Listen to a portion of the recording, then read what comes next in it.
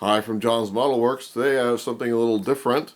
You're used to seeing me do sci-fi and unusual subjects. Well, this is a little bit unusual. This is a Hitachi two-armed work machine. This is a real thing. The Japanese company Hitachi actually makes this machine.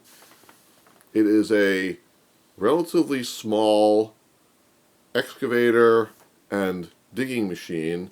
It also has the unusual feature of this specialized smaller arm which has a pincer shear on it. So as you can see, it pinches and shears. This machine is made for specialized excavation, for rescue work, for specialized demolition of various things. Unfortunately I see that the hook has come off there. This happens with this piece. It's a little bit fussy because it is fully articulated and I couldn't glue everything together. But as you can see, it's a fun piece. Okay, so as you can see, it's fully articulated.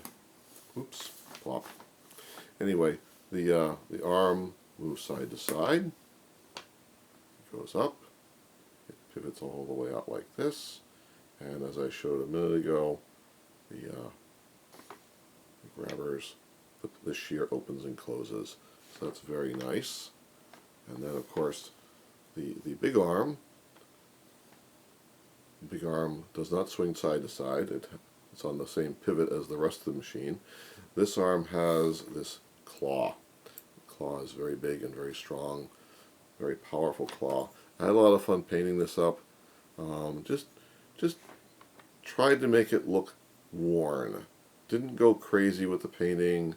Just tried to make it look like it's been, busy pulling down buildings, digging through rubble. Put a bunch of metallic paint on it to give it a look like it's been digging and has been worn.